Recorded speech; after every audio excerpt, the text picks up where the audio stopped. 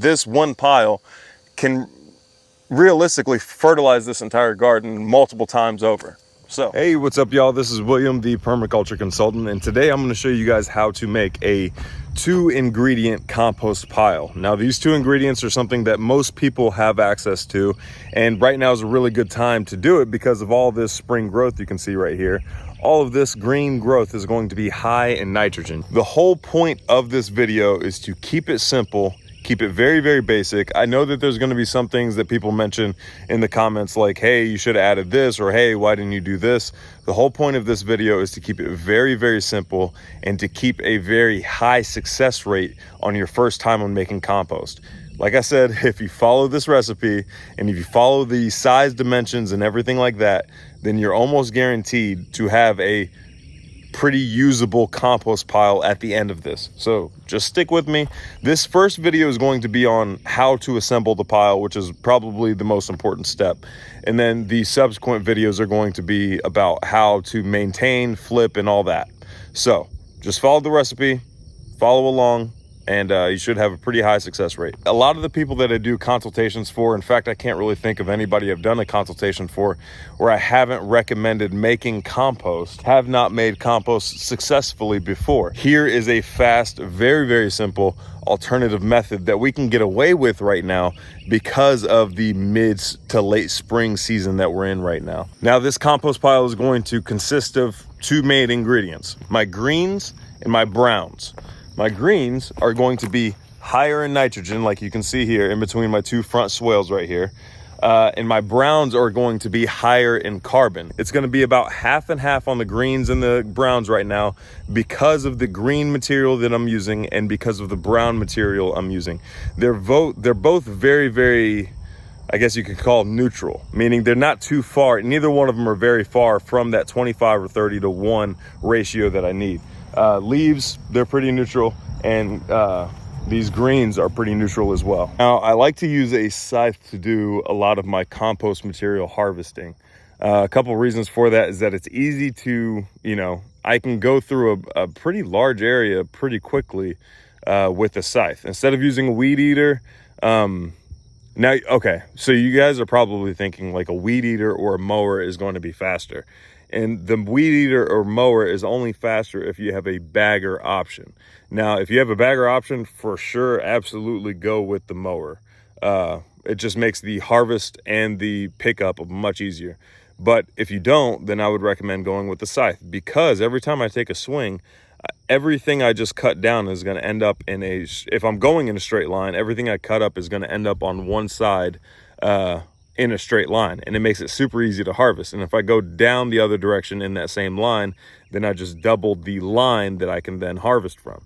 And then you just come back through with a wheelbarrow and a pitchfork, and then just pick it all up and put it in your wheelbarrow, and then just go stack it up in your location. Make your compost where you're going to use your compost ideally, because bringing the materials to where you're going to be using it is easier than bringing your compost to where you're going to be using it and maintaining a high quality compost.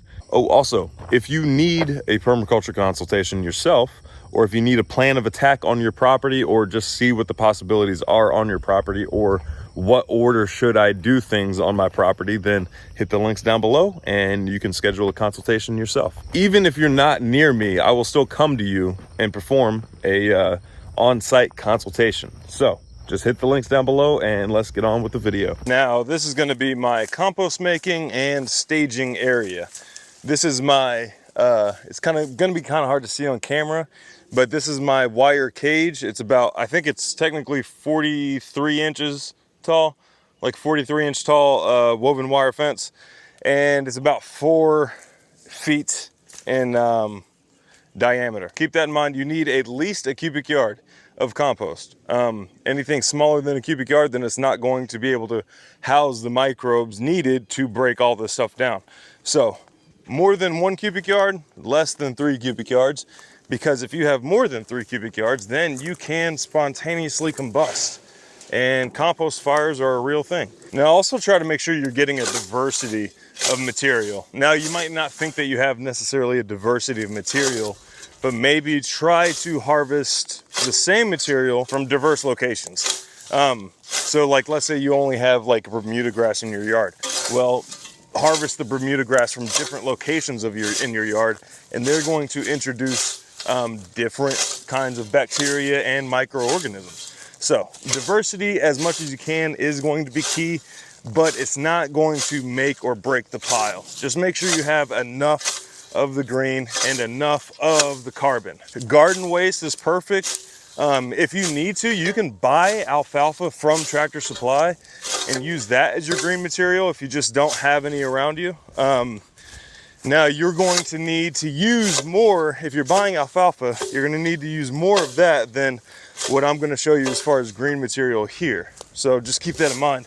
That's what I'm saying. Try to stick to the recipe as close as possible. Anytime you start deviating from this recipe, it's going to introduce new variables. And if you're new to this, you don't quite yet know how to deal with those variables. Now, once you learn how to make compost, once you get this recipe down, then I suggest definitely experimenting and seeing what method and what ingredient composition works best for you. Just gonna keep on harvesting green material, and then we will start talking about the browns once I know I have enough green material.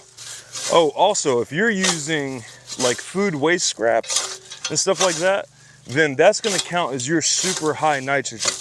You're gonna need to incorporate a lot. Now, Stephen Bright, I know you're over here making compost with a lot of food scraps. You're going to want to incorporate a lot of carbon in that system. Now, we talked about you guys doing a variation of the chicken tractor on steroids, and I think that would be a good use of a lot of that super high nitrogen you're gonna be getting, is feeding it to your chickens first, and you might as well get eggs if you're gonna be making compost. So you might have things like this growing. This is an oak sapling. I'm gonna include that in my green material because all of this is new spring growth right here. So this is all high in nitrogen, because if you remember, I mowed all this stuff down. So I know it's at least a couple weeks old.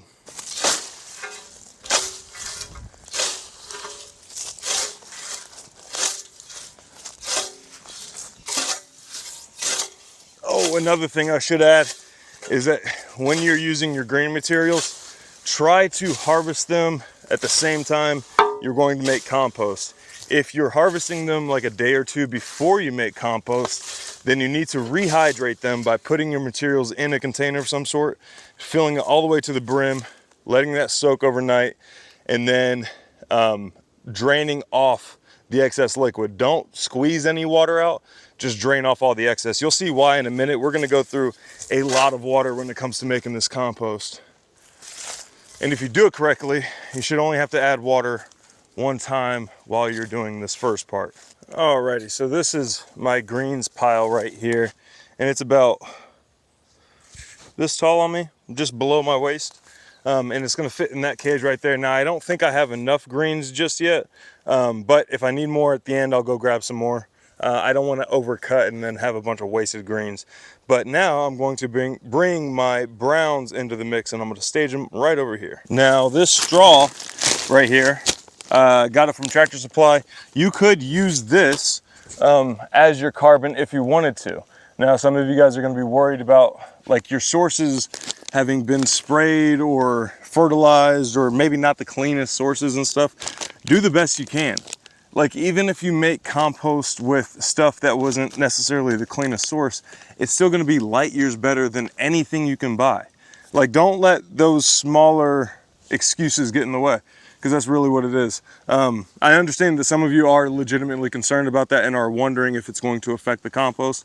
Other people use it as an excuse to just not make compost, because it's not necessarily the easiest thing. You're learning a new skill. So just keep in mind, like, you need patience for it. It's probably not gonna work out your first time unless you stick to the exact recipe that I'm showing you. Then you have a higher chance of it working out your first time.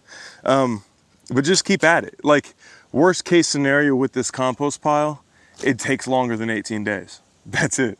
That's like the downside. That's if everything fails, it just takes a little bit longer. Keep at it, keep practicing. But yeah, this is one of the carbon sources that you can use for your compost. Now, I got this for a different project. I'm just kind of showing you that you can use it. I might use a little bit of it just to show you.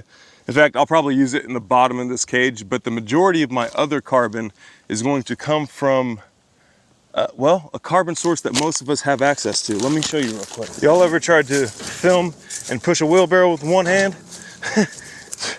Way harder than you think. But anyway, this is my other carbon source right here. All these leaves. And it's perfect because they're already pretty much harvested for me. And it's pretty doggone thick. And it's dense too. And most of it is wet as well. The only downside is that it's on the side of a Texas road. So the chances of me getting hit are pretty doggone high. But I'll keep my eyes open and stay vigilant. But yeah, this is going to be my main carbon source for this compost pile, and it's something that most people have access to. Most people can find a ditch filled with leaves, unless people have already burned them, but this just so happened to collect right here. This also, if you're going through your PDC, this is a true representation of randomness. Makes sense to some people, sorry. There we go, full wheelbarrow and just really a couple scoops, and I got most of it still left here. That will make a couple of compost piles.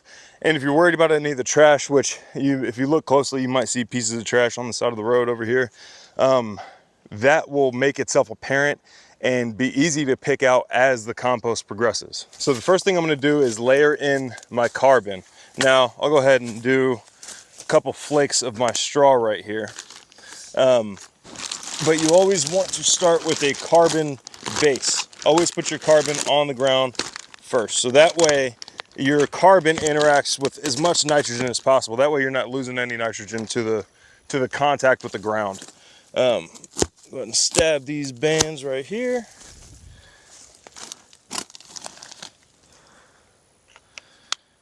And I'm gonna go ahead and put a smaller layer because I know this stuff is completely dry. I'm not gonna go that thick on this bottom without adding water. And whenever I show you guys the water, I'll start talking about that. But at first, I'm just gonna get a thin layer here down on the bottom. And try to break up all the clumps. Try not to leave, try to make it as fluffy as possible. Introduce as much air as possible. Break this stuff up a little bit. Now, I'm gonna add some water. You want this to be very, very saturated when you're making it. Like if you were to have somebody here standing with like a sprayer, just constantly spraying things as you slowly add ingredients, that would be the best route possible. But I'm out here by myself right now, so I'm going to be doing a few buckets at a time. And I want to make sure, if you're doing it by yourself, you want to make sure you are adding water every step of the way. Like it's going to take longer, but you got to add water every step of the way. And make sure you saturate everything.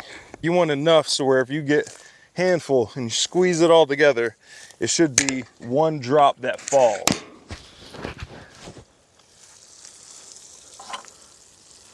And now I'm gonna add, because I need a thicker carbon base. The straw was just to kind of show you guys. And since it's so dry, I wanted to go ahead and get some water on it. These leaves, they were in a drainage ditch up there, so they're actually pretty saturated. I'm still gonna add more water to them, but these are gonna be my main carbon source. And I'm gonna go ahead and try to evenly distribute it around the bottom. And if you do the watering thing right, you should only have to water once during this whole flipping stage. Like that's if you're in like a temperate climate. If it's like super hot outside already, then you might have to add more water.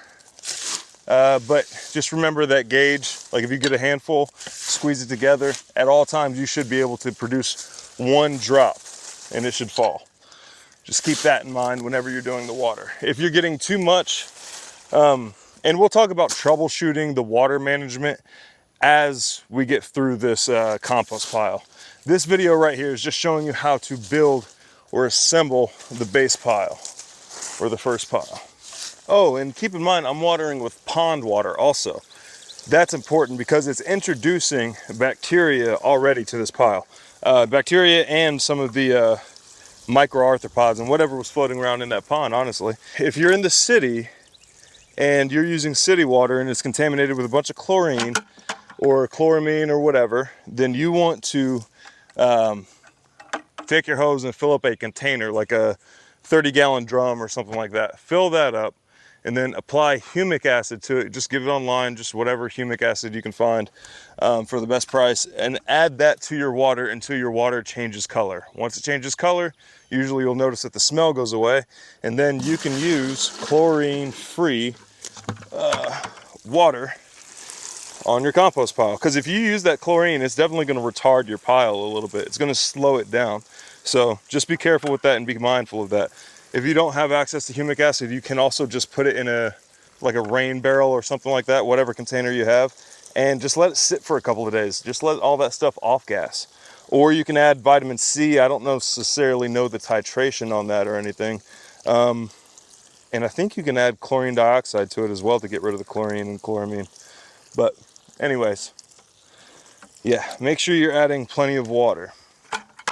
Now, I'm gonna have to go fill those up after this application, but now I'm going to be adding my green material, and I'm going to be doing, you can see the level on that right now, I'm basically doing equal amounts. So this first one was about 2.5 squares high. I know the squares get bigger as I go up, but I'm just gonna keep that same thickness and just keep adding it in that thickness of layers. So now I'm gonna add the green.